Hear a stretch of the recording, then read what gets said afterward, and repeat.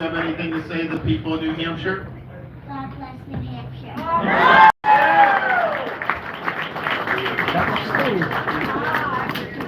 He's got a younger brother and younger sister are in New Hampshire as well, but you know, we did the first stop, they were able to go to that, so they're on the bus having fun, but our kids had, they're Florida born and bred, they had never seen snow until about a month and a half ago. They saw the first in Iowa, but then in New Hampshire, they saw a lot in December, and they got to make their first snowman here in New Hampshire, so we got good videos of that. At that time, they told me they liked the snow better than the beach, and I asked them, does that mean you want to leave Florida? They're like, no, we just want snow in Florida. I'm like, it doesn't quite work that way. You got to choose north or south. But what happened was, leading into the Iowa caucus, it was like a record freeze, and they got the -30 wind chill. So our kids, they throw snowballs at me and stuff. We're out there they throw like 2 snowballs at me, and then they just look at me and they're like, Daddy, it is too cold. We got to go back inside. And I'm like, so do you like the snow and the cold, or do you like warm Florida? Like, we like Florida, we like Florida. So I think they like it. I think this is good for them, but I think when it gets into that 0 or -0, I think that's a little bit too much. You know, our son is 5, and one of our trips in New Hampshire in the fall, we were in Boston, and we had some time on the schedule, so I took him to Fenway Park. Season was over, and you know, I spent 7 years in New England in college and law school, and I rooted for the Red Sox over the Yankees all 7 years, and was here. That's right. And I was here when the Red Sox finally won the World Series in 2004, which is really exciting, especially as a baseball guy and a history guy.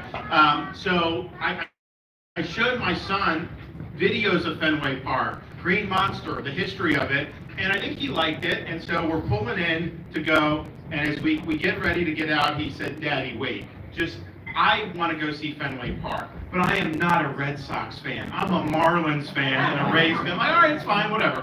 So we went, he got to see the monster, he got to see everything. It was really cool, and we took good pictures, and we talked about it a little bit, but it wasn't necessarily anything that I was like pushing for him. Well, fast forward to Christmas, Santa got him baseball cards. So he's opening up his packs of baseball cards, and what he would do, he'd put them in a stack, but then when he'd get a Tampa Bay Ray, he'd put it in a special stack, and a Marlin, he'd put it in a special stack. Well, when he came to his first Red Sox player, it didn't go into the big stack, it went into his special stack. So he remembered because of Fenway. So it makes an impression on these kids, and they've had a lot of fun as a result. Look, I'm excited to be up here. I think Tuesday is going to be a great opportunity for people to be able to choose a different direction for this country. I think the choice is very simple. Donald Trump is running for his issues. Haley's running for the donors' issues. I'm running for your issues and your family's issues. And for this people, for the country. That's it. That's the agenda. I see the country going in the wrong direction. I see us declining across a wide range of institutions in our society, and I want to do something about it. And I'm not going to be content with just managing the decline of this country a little bit better than the Democrats. We're going to reverse this decline. I'm going to be a change agent as president when we get to Washington, and we're not going to accept business as usual any longer. And you know, you can trust me to do that because I'm the only one running that's delivered on 100% of my promises. Everything I promised I would do down in Florida, I delivered. And these were big promises and big achievements, things that Republicans have been begging Republican office holders to do for years and years and years. We got it all done. The other thing I can do is all the folks that are doing things that are really harming this country, you know, people with the high crime, prosecutors not prosecuting, open border, all that stuff on the political left.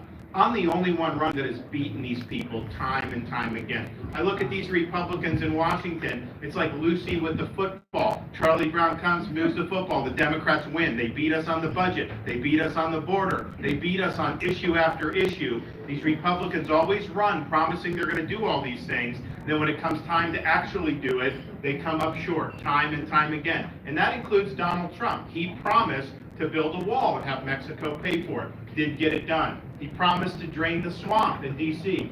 Didn't get it done. Promised to eliminate our national debt, obviously did not get that done, and added more to the national debt than any president had ever done in a 4-year period. So that's not what we want. We want to start winning again, and yes, winning the elections is important. And in Florida, we won the biggest victory that any Republicans ever won in a governor's race, the entire history of the state in 2022, while so many other Republicans were falling on their face all across the country. We should have been able to win huge majorities in the Congress with how bad Biden was doing. Usually, I mean, if you had a Republican with a pulse, they should have been able to win, and yet we didn't do it. And that's been the case for the last, 4, 5, 6 years as Republicans. So you got to win, you got to be able to deliver these victories, and I'm the only one that's done it. And I look now what they're doing. They have this deal in the Senate on this border where they're not solving the problem.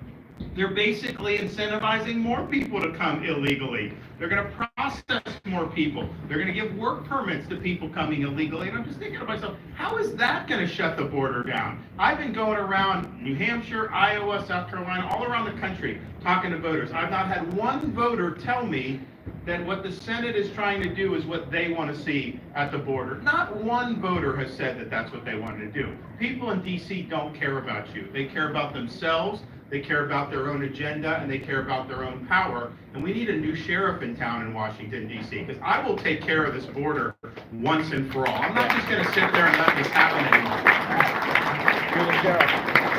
We'll declare it to be a national emergency on day one. We'll mobilize resources, including our military, to be on the border, stop the invasion. When people come illegally and people that are here illegally, the sanction is that they go back to their home country. And you can't just let people say, we don't even have the ability to house people. New York City just shut down a school, sent the kids home from school, and commandeered the school to house illegal aliens that came across the border. This is nuts. So we're going to do that. We'll also build a wall on the southern border, and we'll pay for that by charging fees on remittances that people send overseas. I thought that's what Trump was going to do back in 2017. It didn't get done. We'll get that done.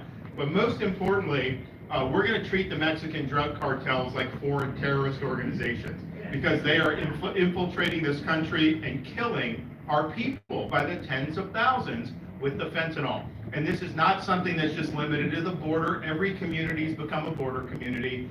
You have fentanyl deaths all across this country. I've met parents in every state I've been in now who have lost kids to fentanyl poisoning. And a lot of times they're not addicted to drugs. Maybe they buy a pill thinking it's something else that has fentanyl in it. That's enough to poison them to death.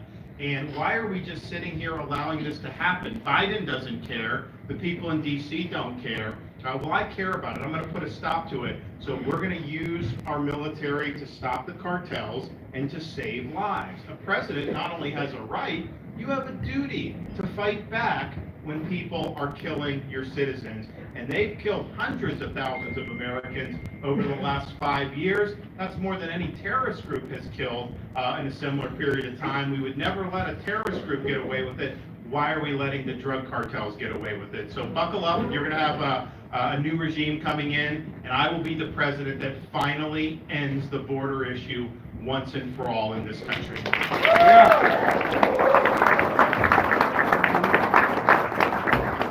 We're also going to get government off the backs of small businesses and individuals. We're going to stop the Congress from spending us into oblivion. We're going to open up energy for production domestically, utilize our wonderful resources, the oil, the gas, utilize nuclear, all of the above to be able to lower prices for Americans, for businesses, and it'll help with the inflation, reducing the inflation. We're going to rein in the size of government. In Florida, we have millions of more people than New York State does, and our budget is half the size of New York State's budget. We have the lowest number of state government workers per capita in the entire country. Our cost of government per capita is the lowest in the entire country, and yet, when people move from New York to Florida, what do they tell me?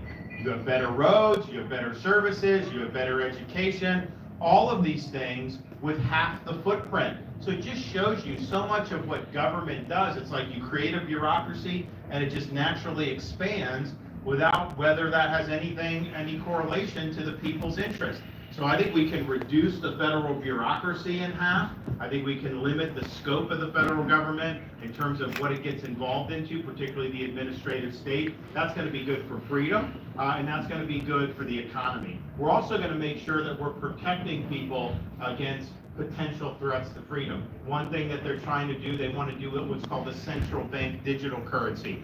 This is something that the Federal Reserve has threatened to impose. I don't think they have the authority to do it. When has that stopped some of these agencies in the past?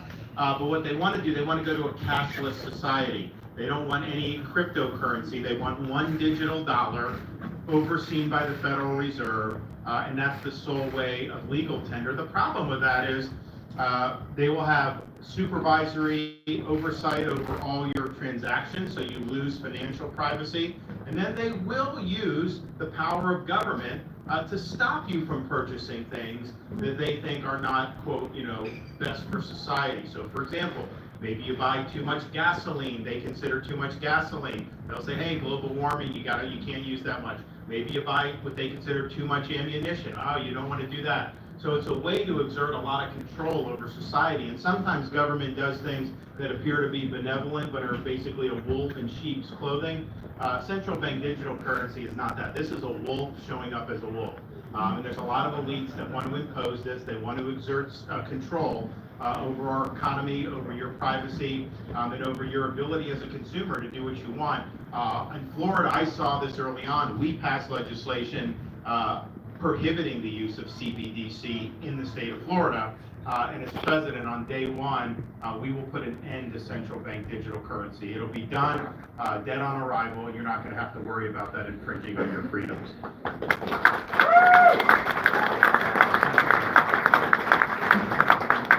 We'll also ensure to protect Second Amendment rights, which are very important. We're also going to ensure, Jason talked about the intrusions on freedom during COVID, and that was the greatest intrusion on freedom in our lifetimes. You had liberal states that were closing churches while you could have a liquor store or strip club open. Federal government under Trump, they closed churches on military bases. They wouldn't allow military funerals. I mean, a lot of things, a lot of hospitals were not letting people visit their loved ones. We stood against that in Florida. We fought back against the mandates. We passed legislation called the No Patient Left Alone Act, which guarantees you the right to have your loved ones present with you if you're hospitalized. We made sure that people were not forced to take the shots, any of that. Here's the problem. No one in Washington has been held accountable for any of this.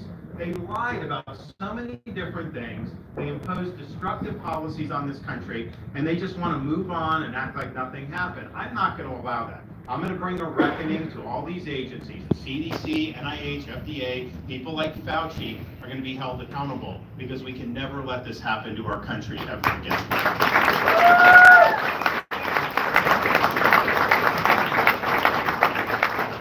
So I'm motivated by what this country is going to look like, not just in the next 4 to 8 years, but the next quarter century and beyond. And we have the young kids. My wife and I are conscious about what kind of America they're going to grow up, and that's been a real motivator for us, to run. But I'm also motivated because I'm very appreciative of the sacrifices that have been made in previous generations so that we can be free. Our founding fathers understood that freedom was fragile. When the founders went to Philadelphia to frame the Constitution, people like James Madison studied the history of every republic that had ever existed in all of mankind, because they wanted to draw lessons from those experiences that they could apply here in America. And what they found was there was only one thing that all these republics had in common throughout history, and it was this: every single one of them had failed. And so they understood and felt that the United States of America determined, can people really govern themselves? Can you have a society based on the idea that our rights are endowed by God, not by the government? That we live under a rule of law, not the whim of individual rulers? Or was mankind forever destined to live under various forms of despotism? And they fully expected that this country would answer that question for all of humankind. But they didn't think that the Constitution itself answered that question. That was just the ticket to the dance. When Benjamin Franklin walked out of the convention, he was asked, did you give us a republic or a monarchy? His answer was a republic if you can keep it. They understood that there'd be threats to freedom in every generation. They understood that people would have to step up and defend freedom. They understood that people sometimes would have to put on a uniform, risk their life, and even give the last full measure of devotion for service to this country. And as a veteran myself, and I'm the only veteran running for president, that's something that's meaningful to me. I appreciate the sacrifice. Now, we're not called upon to give sacrifices of that nature in this political season, but what we are called upon to do is to do justice to their sacrifices. What we are called upon to do is to preserve what George Washington called the sacred fire of liberty. This is the fire that burned in Independence Hall in 1776, when 56 men pledged their lives, their fortunes, and their sacred honor to establish a new nation conceived in liberty. It's a fire that burned at a cemetery in Gettysburg, Pennsylvania, when our nation's first Republican president, Abraham Lincoln, pledged our nation to a new birth of freedom. It's a fire that burned on the beaches of Normandy on D-Day, when a merry band of brothers stormed the shores, defeated the Nazis, and preserved liberty throughout the world. It's a fire that burned at the foot of the Berlin Wall in 1987, when a resolute Republican president, Ronald Reagan, said, "Mr. Gorbachev, tear down this wall," eventually leading to the destruction of the Soviet Union. This is our responsibility, to carry this torch and to preserve this sacred fire of liberty. It is not a responsibility that I shy away from. It's a responsibility that I welcome. Because if not now, when? And if not us, who? I'm asking for your support on Tuesday in the primary. As a candidate, we'll win up and down the ballot just like we did in the state of Florida in a really big way. As a leader, I'll always conduct myself in a way that you can be proud of. And as your president, I will get the job done. I will not make excuses, and I will not let you down. Thank you all. God bless. Happy All right. Anyone have any questions? Right now, I know the House, many Republicans in the House are talking about an impeachment inquiry against Secretary Mayorkas. If it gets to a point where there is a vote on the floor to officially impeach Secretary Mayorkas, would you support that? Yes. What's your name? My name is Nolan Cleary. I'm from the North Shore of Lincoln. Okay, good. Nolan, yeah. Yes. The whole idea of impeaching people is when they disregard their oath of office and the Constitution. He's let in 8 million people illegally. That is wrong. He has not satisfied his oath of office, and I think that that is totally appropriate to hold him accountable. The reason we have such bad outcomes in Washington, one of the reasons, because nobody ever gets held accountable for anything. Think about the disastrous withdrawal from Afghanistan. 13 service members killed, leaving all this equipment behind for the Taliban. Just a total disaster. And yet, has there been one senior military official, civilian leader held accountable for that? 0 have been held accountable for that. All these things, no one's been held accountable for COVID. No one was held accountable for Russia collusion. No one was held accountable for the IRS targeting scandal back on when Obama was president. On and on it goes. We need a reckoning. We need a reckoning for this government where people are going to be held accountable. They exercise all this authority, and if they don't do it well, or if they disregard their oath, people just shrug their shoulders. So yes, there needs to be accountability. People need to start stepping up. And you know, one of the things that I see with what's going on in Washington is the results are terrible, almost uniformly.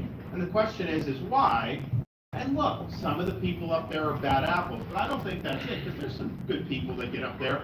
It's the incentives are designed to produce the outcomes we're getting. And so I think we need reforms to change the incentives so that we get better outcomes. For example, term limits for members of Congress. We need it. You go in there, get some stuff done, and go live under the laws you pass. That's a much better thing. A balanced budget requirement in the Constitution. Make them make choices instead of putting it on the credit card.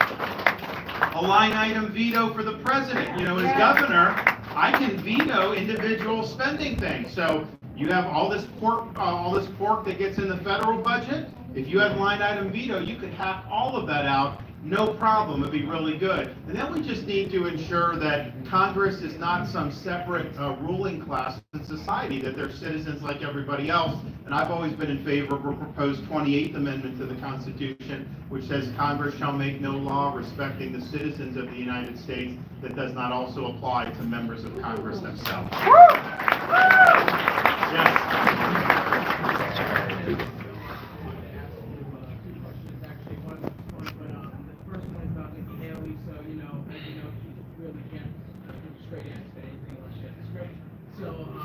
In that case, do you think it's that she doesn't actually know what she's going to do unless someone tells her what she's going to do, or she just doesn't know?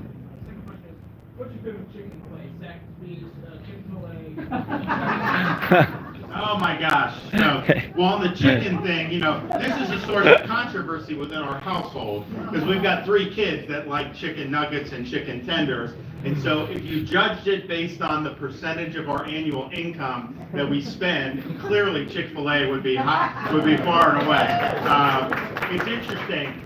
We did, last year in my office, we did a blind chicken finger taste test. So we brought them in, we had Cane's, we had, which other ones did we have?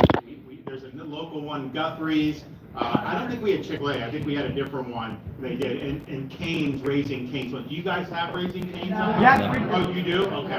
Yeah, really good stuff. But yeah, I don't think let's just put it this way. Our family's daily rhythms would change if there did not exist Chick-fil-A. Like, that's probably our kids' favorite thing. And look, it's not like you just do it every day, but when you're going from baseball game or this or that to be able to do, it's important. So he asked a question about Nikki Haley, like why doesn't she give a straight answer? Is it just because she's waiting for people to tell, whatever? Look, I think it's just a lack of core convictions, and I think she's trying to tell you what she thinks you want to hear. And you've seen that throughout the campaign. That's why they don't let her answer questions like they are. And she won't even give a straight answer. So she's running, particularly in New Hampshire, to be the vessel for anti-Trump sentiment. So she wants everyone that really hates Trump to be it. That she's kind of catering to that.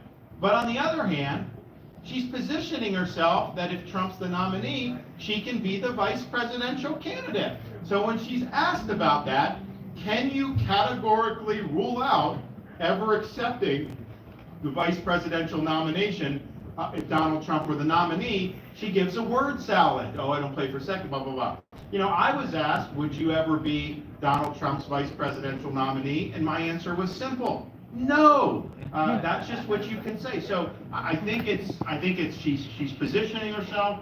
I think some of it's just a lack of core convictions. And then I think a lot of it is she has this really weird tack where, like, she will say something on video, people will produce it. Like, for example, she wrote in her book that she was inspired to run for office by Hillary Clinton. And she said Hillary remains in some ways an inspiration still. Now, that is not a good soundbite in a Republican primary. I get that. But you wrote it, and you've said it, and so when people confront her with it, she says she never said it, and that you're lying. And I'm just thinking to myself, if you're on video saying this stuff, or you're writing that down in your book, why would you not just own up to it and be honest with people?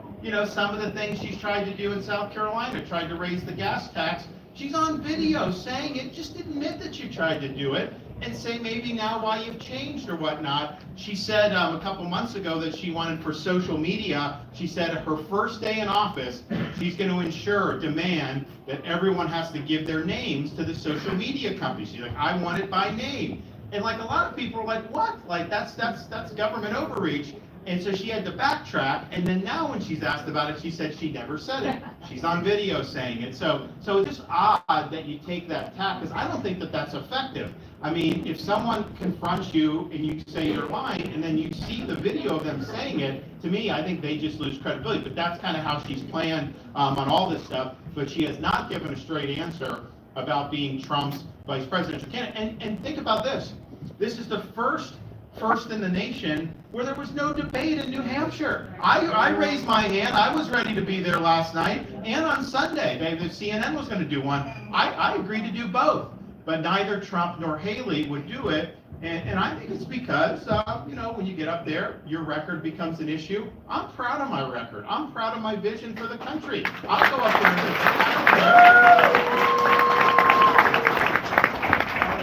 I really enjoyed watching you move from the strategic level, the big ideas, into the tactical implementation of those ideas, weaving back and forth. And the question is, where did that perspective come from for you, and do you think it's still lasting? What's your name? Ethan. And you are you a student, or you live here, or what? I'm a law student in Virginia. Okay. So yeah, look, you have your strategic goals, your vision, but then you've got to bring that vision into a reality, and that requires certain tactics. It requires you understanding the levers of power at your disposal. And so when I see things like everything I say to you, I've thought about, and so when I get into office, I actually have a plan to implement it. There's certain things I could say that may be popular, but I know I wouldn't be able to implement it, and so I don't promise it, because I want to follow through on everything I do. And so the way you got to think about it, though, is president and governor, same thing. You're the head of the executive branch in a constitutional system. You are not the head of a business where you probably have more carte blanche. You're not the head of military where it's a clear chain of command and you can good order and discipline, say what you want. You are, and you're not a dictator. You're the head of that one branch.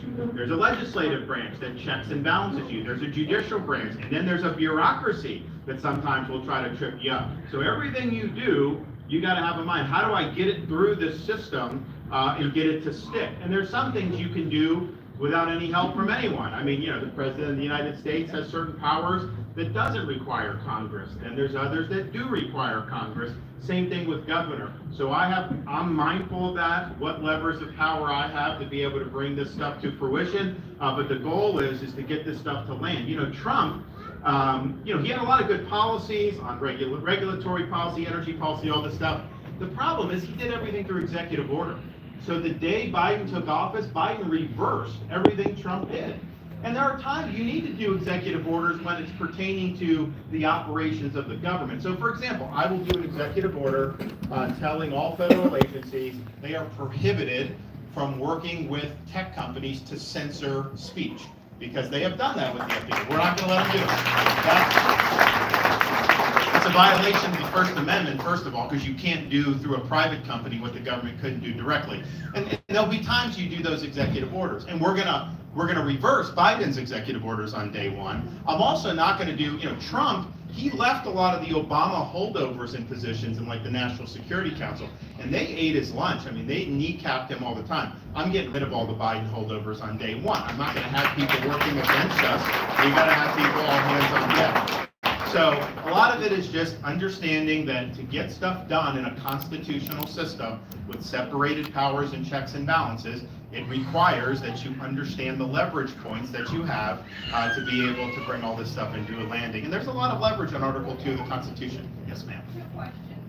You've spoken about the southern border. What about our northern border with everything coming over? And also, what about the agencies? Are you going to get rid of them? Great questions. Your name? Sally. Sally. So we will help on the northern border 100%. It is a problem. I think it's worse on the northern border because of how bad the southern border's gotten. And so I think doing the southern will also help the northern, because I think it's just created this influx of people knowing they can get into our country. When they see us take action, it's going to matter. So we will provide resources for that. I've talked to the governor, a few months ago, saying you can count on me for that. And there are people coming in. It's a problem. What we're also going to do, I'm going to deputize state and local governments to enforce immigration law.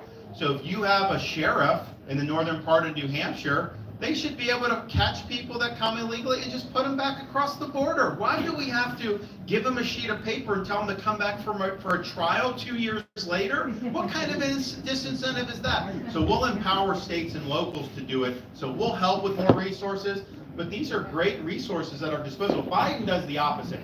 Biden says state and local cannot enforce immigration law. Says it's a federal priority, and there are court decisions that have backed this up. But basically, he's saying he has the right not to enforce federal law, and if a state wants to enforce it, that somehow the state is doing it wrong. No, he's doing it wrong by not enforcing that. And yes, these agencies, I mean, my goal is to reduce the footprint of the federal government by 50%. And there's a number of different tools at your disposal that you need to do. I don't think we would actually lose a beat on anything you actually need government to do.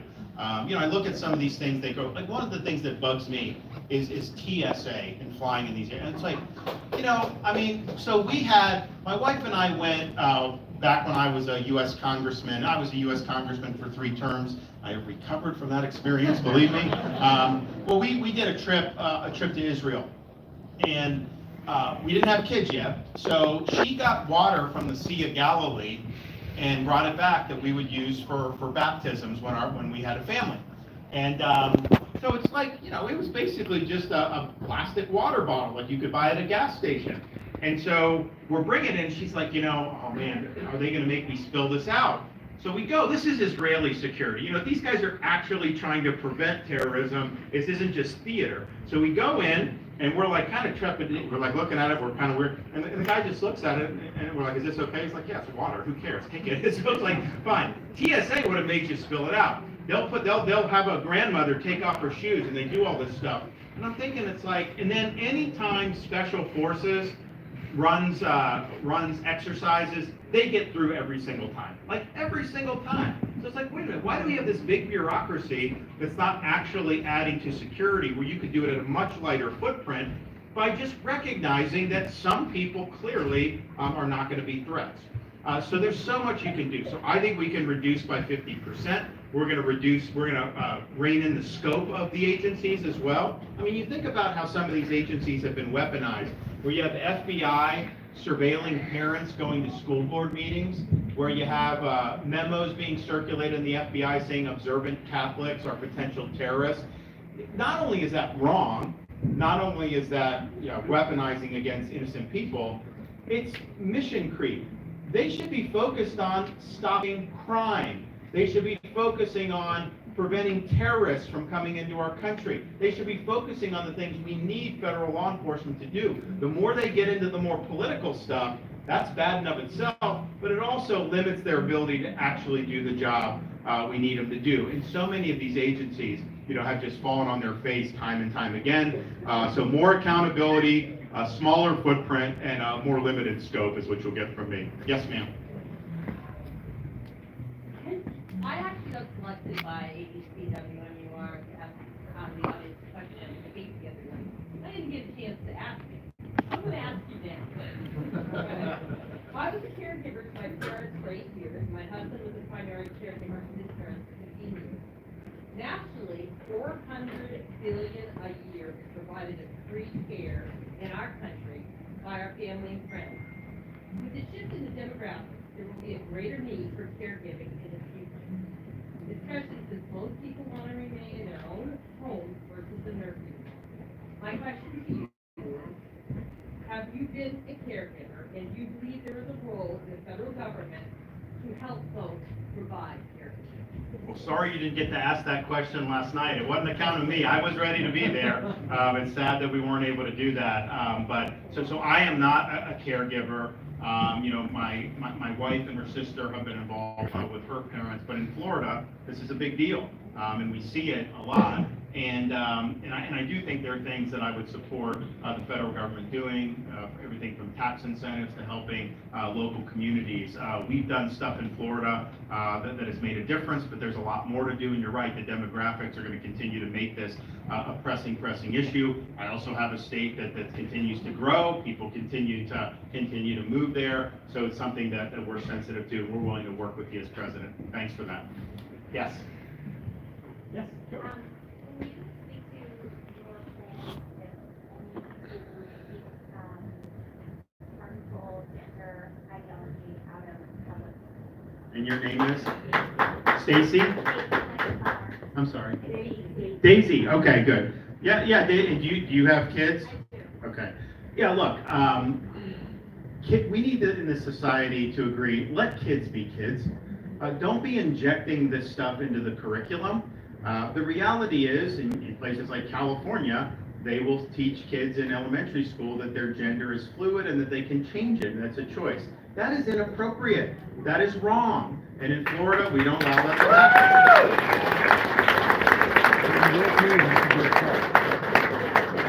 And I think it's a parent's right, because when you go to send your kids to school, it should be the basics. It should be education, not indoctrination, not anybody's agenda.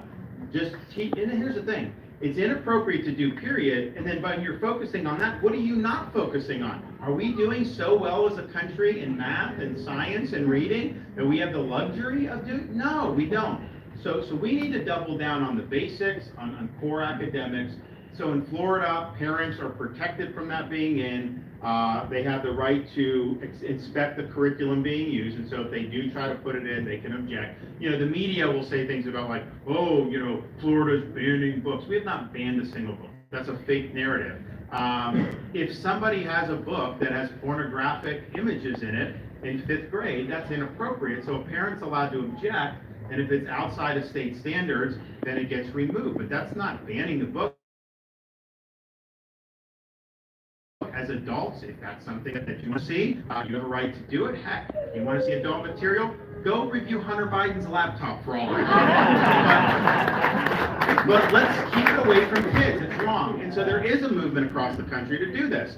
And I think it's telling, because what some of the activists will try to do is they'll try to say, oh, you know, we've got to take this book off because we think it may violate Florida law. And it'll be something that's on the State Board of Education's recommended reading list over the summer. And the media will run with this and they'll act like it. But it's not. So they know this stuff's inappropriate. They will not defend it when called on it. They will try to change the subject and act like classic books like To Kill a Mockingbird or something, which is not true in Florida. Maybe actually it's true in California. They said that it violates their woke standards because they want to have the woke stuff, but that's not true. So we've empowered parents, and I think that's the way to go.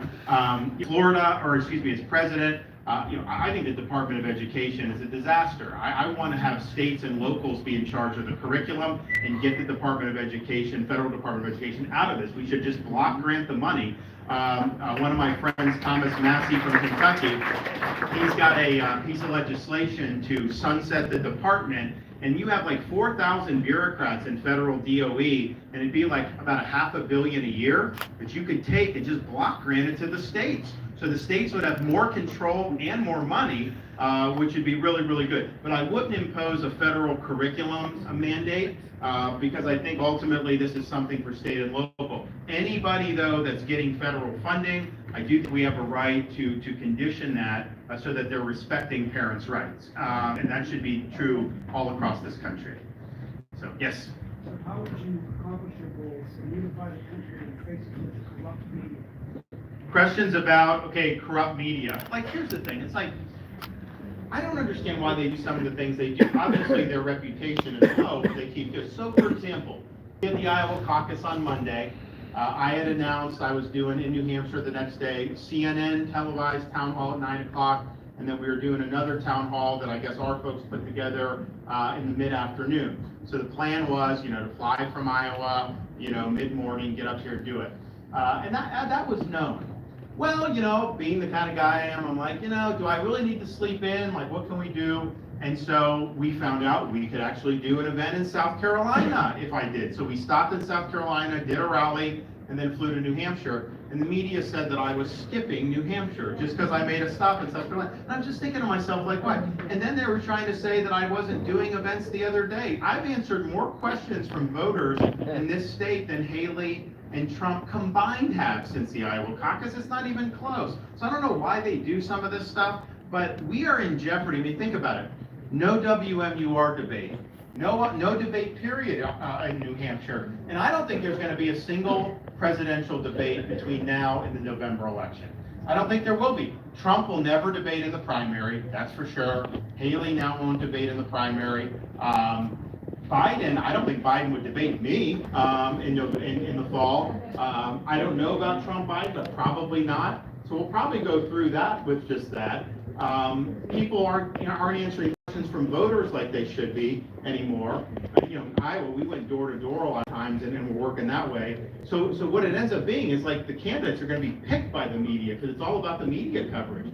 Why would you want to give more power to them? That's why I think these debates are important, because it gives you an opportunity to speak directly to voters without having to filter. Because if I go, I do this event, they can clip whatever they want from me, package it. They can package it in a way that makes me look good, which they won't do, or make me look bad, which they will do. So that's just the nature of it. So the more opportunities you have to reach a lot of people directly, you have to take. Now, I do think, President, the good thing about the bully pulpit is you do have opportunities to speak directly to the public. And they've got to put that on, the screen, they've got to put it on social media, and ultimately, when people hear it from the horse's mouth, if they think that what the media is doing doesn't match reality and they think you're telling them the truth, if they think you're fighting for them, they will back you. And that's what we showed in Florida. I mean, we had more attacks than any governor, but people saw that I was fighting for them when it wasn't easy. People saw that I was being honest about all this stuff, regardless of the media narrative. I mean, just think about like some of the stuff that we did. We banned the mandates on the COVID vax, right? And the media was like, oh my gosh, this is so bad. I'm like, wait a minute. This is not something people should be forced to do. We don't even know about the effects. It hasn't been studied enough. It's totally fine to provide it for people, let them make their own decision. But you got to be honest that there were things we didn't know. They did not do that. They were saying, oh, we know. And now, in Florida, they've documented increase in myocarditis for young males. I mean, and there's other things.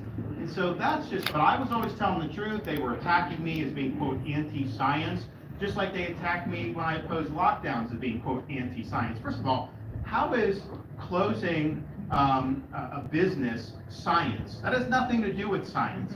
That's a political decision that politicians make or don't make. How is having beaches open a violation of science? It has nothing to do. In fact, it was safe. That's probably the safest place to be. So that's what they try to do. But I do think that particular thing raises an issue about our institutions have been co-opted and corrupted by ideology. We saw it during COVID with the medical. The medical is very political now. And it's sad that that's the case, but it is. You see corporate America more and more trying to push political and social agendas. And the problem with the medical is once that cat's out of the bag and people see that, they are not going to trust these people anymore. I mean, maybe that's a good thing if they're not doing good, but you'd think that you would have people, when people's lives are at stake, that you can trust. And I don't think we have that, because I think they're very much involved with ideology, at least the establishment medical. And then the businesses, these big corporations trying ESG, trying to kneecap fossil fuels, doing all this stuff.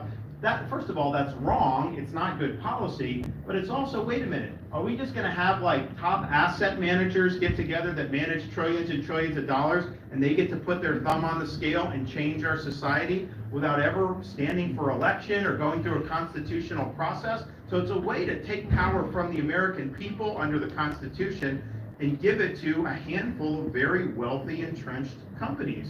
So we fought against that on all this stuff. And I just think that when people see you fighting for them, when you're speaking the truth, in this day and age where so much of this stuff is clutter, there's so much deceit, I do think that the truth does matter, and I think the truth will set you free. Yes, ma'am, back there. Hi, I'm Sue, living in Rollinsford, and with the fact that there's 12 mega donors, 6 from each party, that have given the majority of money in elections, how will you give voters more influence in our elections instead of having it, you always hear about, oh, that candidate has the biggest war chest, he'll go. Yeah, look, Sue, I mean, I think that through Iowa, I had almost $50 million spent against me. No one's ever had that much up through an Iowa caucus than I had. So I had a lot of those folks that were lining up. They wanted to stop me. They didn't want me to be president. I think the reason is because they know that I would bring change and I wouldn't kowtow. And that's the thing. I mean, sometimes the media will write things like, oh, donors are upset at DeSantis or whatever, and they make that as like a negative. Excuse me, if I'm standing strong on my principles in defiance of donors, that is not a bad thing. That is called good leadership. That's somebody you can trust. Why are we not going to sit there and kowtow? So what I do is I just do what I think is right, let the chips fall where they may. When you're successful and you're producing results, there's a lot of people that want to be a part of that. But you know, I've been on the receiving end. I think that the issue is no matter how you do this, there's definitely something one way or another. For example, getting these small dollar people to donate, most Americans are not giving money to politics, right? They have their charities, their churches, or whatever. They would never do that. They'll vote and all that. So it's really the people that are very ideologically committed, by and large. And so there is an incentive for candidates to try to appeal to that group of donors, smaller donors, to just kind of ratchet it up and do things. I mean, I think that some of the stuff that you see in Washington, a lot of it's performative, where these guys are trying to kowtow to try to get some online love with some of this stuff. So there's a lot of bad incentives with how all this stuff is done. And I don't know that there's an easy answer for it, because you do, as an American, have a right to participate in the process. And if you really believe in a certain issue, like say you like term limits, and you want to raise money and start running commercials saying do term limits, I mean, that is First Amendment speech. So I think it's a tough thing. I think the thing that you can do as voters is look at how that is being done, look at who is supporting who, and then look, more importantly, which candidate is lining up with donors versus lining up with principles. And it doesn't mean everything you do that there aren't going to be donors that like it. I mean, obviously there would be. But I do think, you know, if there's a candidate that consistently comes down on the side of the donor class and has never taken a stand in opposition, that is something that you should be concerned about. Whereas in Florida, I mean, we took on Big Pharma. You know, we took on the sugar industry in Florida to restore the Everglades. It had been bottled up for a long time. We needed to do it. I've come in and now I've done more than any governor in Florida history on conservation and restoration of probably the biggest restoration effort in all of the world right now, the Florida Everglades. And that's just leadership. And I got a lot of money spent against me because I took those stands, but here I am. We've stood up against the big banks, all this stuff. So do what you think is right, let the chips fall where they may, but you got to have a history of doing that.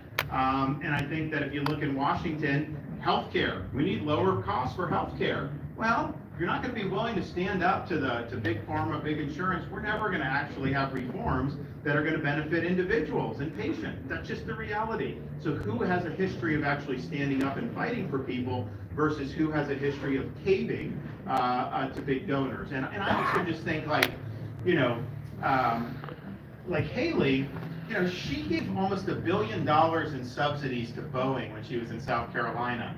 And then when she got out of office, she got a seat on the board and made millions of dollars. It's like, well, wait a minute. Is that, to me, that's swampy. That's not what we want to see out of our leader. When I got elected to Congress, the first thing I did was I declined the pension and I declined the health care. Because at that time, Obamacare, Congress was exempt from Obamacare. So we said no, you know. And I think it showed my voters that I was in it to be a citizen servant. And I have not traded a stock since I've been in elected office. You know, some of these congressmen, they could run hedge funds with their rates of return that they're getting. I mean, it's unbelievable. But I think congressmen should be prohibited from trading individual stocks. Put it in a blind trust, do something like that. But what's going on now is really bad. Yes, sir. Ladies and gentlemen, this will be our last question. Now we'll do a couple more. Nice.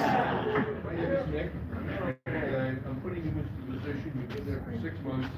You're dealing with Hamas, you're dealing with Israel, you're dealing with Ukraine, you're dealing with the Houthis, you're dealing with and all of a sudden, the Secretary of Defense comes into your bedroom one morning at 4 in the morning and said, President Xi has just attacked Taiwan. What do you do?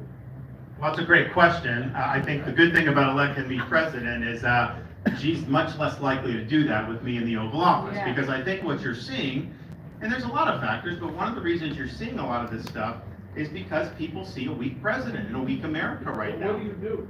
Well, I'm getting there. So he sees that. So the question is when you come in, and I don't believe in being bellicose. I believe in speaking softly but carrying a big stick, being very clear about where our red lines are, and being very clear about our commitments. And when you do that, people respect it.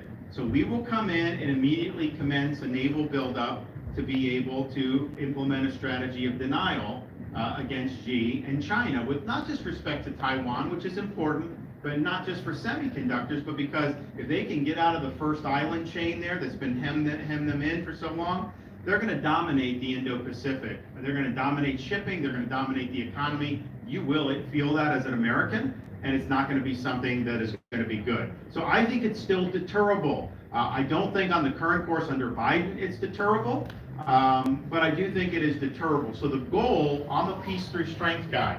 And you got some that want a weak America, they don't want a strong military. You got others that constantly want to be intervening everywhere. And look, I'm a veteran of Iraq. So we should have learned lessons in Iraq about the limits of what we can do with American power. We were very good, if there were terrorists somewhere, of going, sending special ops, and taking care of them, either capture or kill. We were very good at that.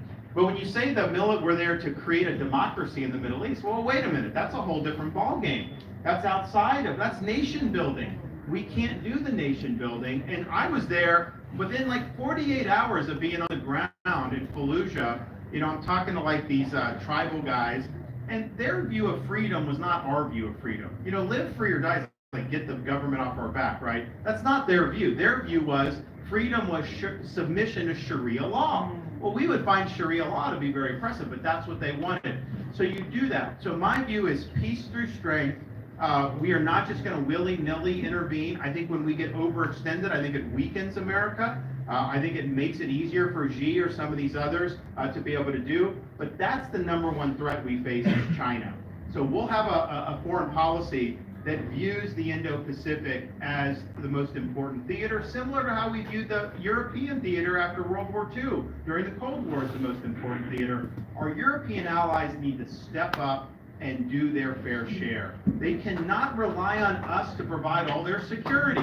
We've got to have them do 2 to 2.5% of their GDP for defense. They expect that they'll talk about Russia and expect the U.S. to do everything. Europe's economy is 10 times the size of Russia's economy. Now, I'm going to squeeze Russia with energy because we're going to open up energy for production here. We're not going to give them any advantages on that. That's going to be good for us.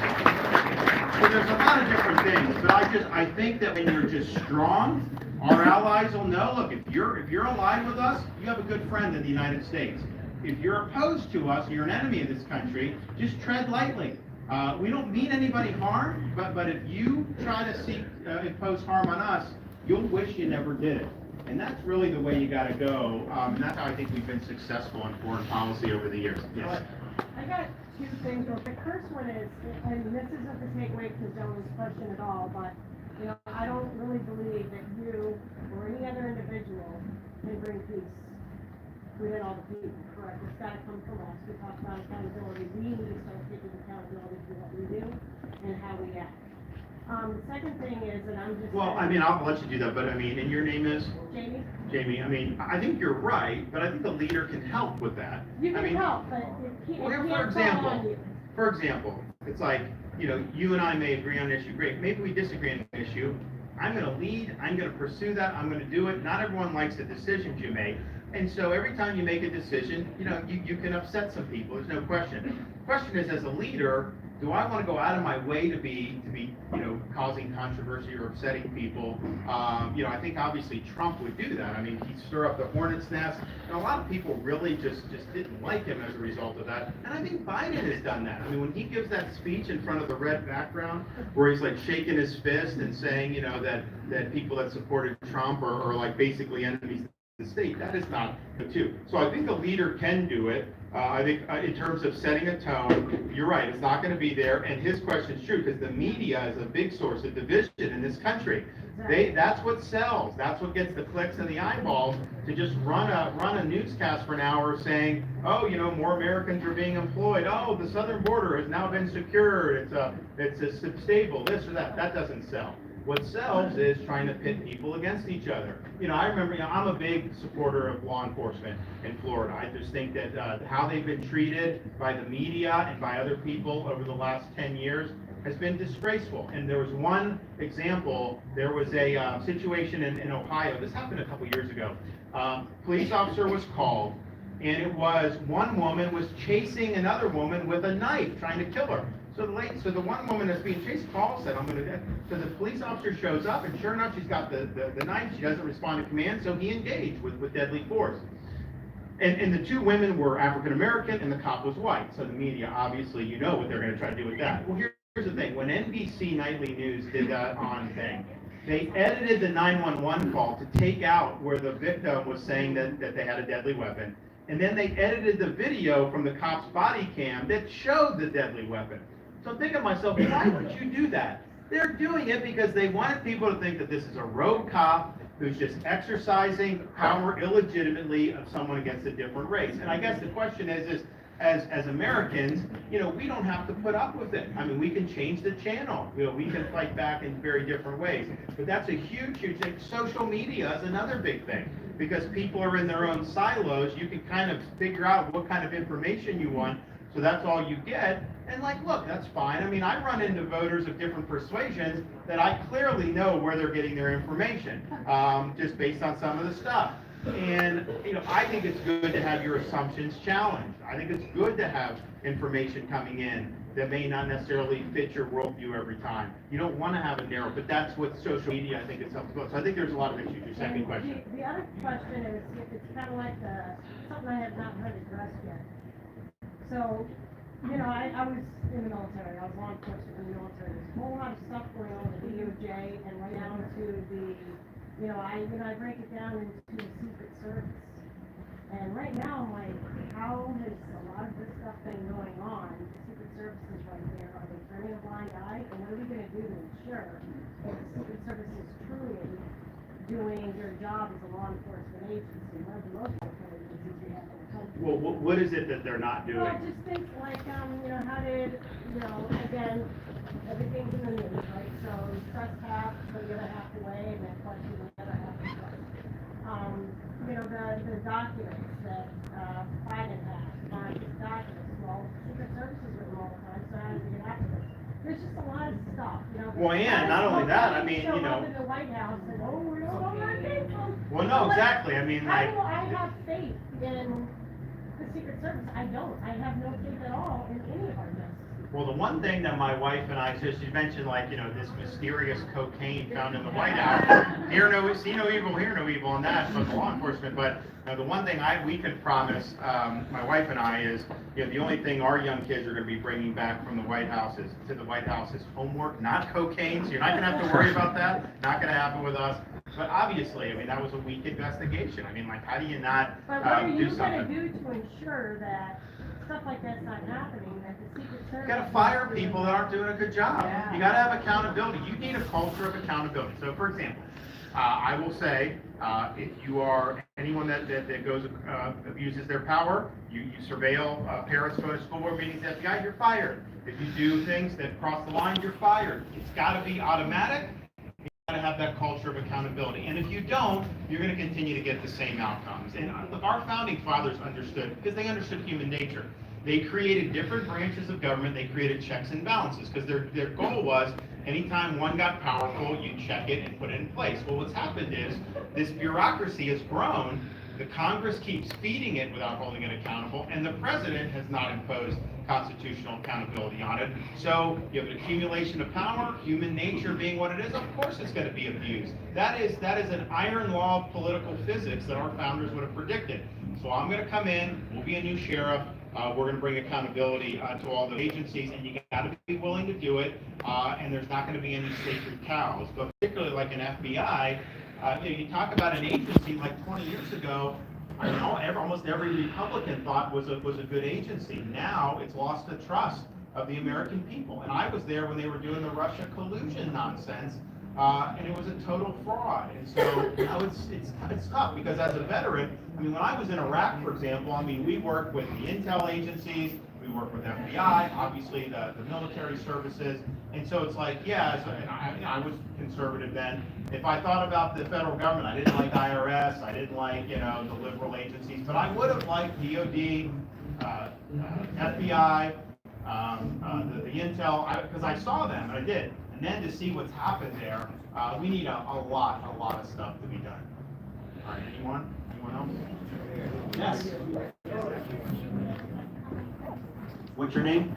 No, so Mason, I think he's in the bus. So yeah. What's your name? Eli, and what's your question? Hitting your what? That seat? Yeah, you can do whatever you want, man. We're getting ready to end the program. Yeah, you go ahead and do it. So, good, yeah. Your mom, if she needs a sit, you need a seat, we're okay. It's all good. It's all good. Well, listen, we thank you all for coming out. We look forward to Tuesday. Hey, vote for who you think's the best candidate, be the best president. Don't worry about the media. Don't worry about the polls. Vote for who you think will be the best. And I can tell you, with me, you will not be disappointed. Thank you. All right, guys, thank you for watching. We'll address Aaron news. I saw those comments ASAP, but hope you enjoyed the town hall, and I'm off to do some interviews. Take care, guys.